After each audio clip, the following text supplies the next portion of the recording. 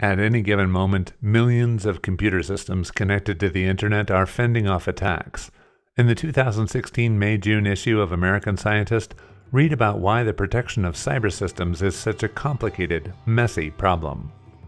Also in this issue, energy production requires water, and clean water requires energy. How will we overcome this feedback loop in a warming, increasingly crowded world? Research results don't always give answers, but often define the boundaries of what cannot be scientifically known, predicted, or described. Classifying these limitations shows us the structure of science and reason. And it's just a distraction to gold miners, but pyrite, an iron sulfide, has great utility in everything from fertilizers to electronics.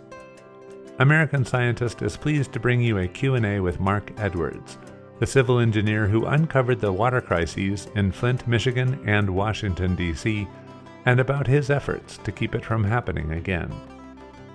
And as a graduate student of science, how do you move forward after helping uncover the Flint water crisis? How does it affect your outlook on science and on your career? Also in this issue, enthusiasm runs high for scientific collaboration between Cuban and American physicists as the political divide between the two countries begins to narrow. It took 10 years for New Horizons to reach Pluto. An infographic summarizes the highlights of what we've learned over the past year about this startlingly complex, dynamic world. And although no life has been found on other planets so far, the search is imprecise. How can scientists hunt for alien habitats without defining what life even is? And what's the best way to help drivers move as safely and efficiently as possible in traffic?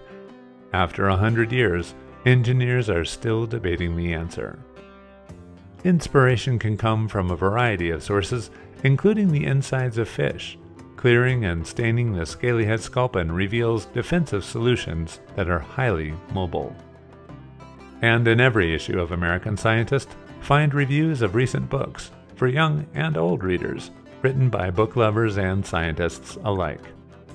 You'll find our magazine on newsstands and all of our offerings online at americanscientist.org, where you can, of course, subscribe. American Scientist is published by Sigma Xi, the Scientific Research Society.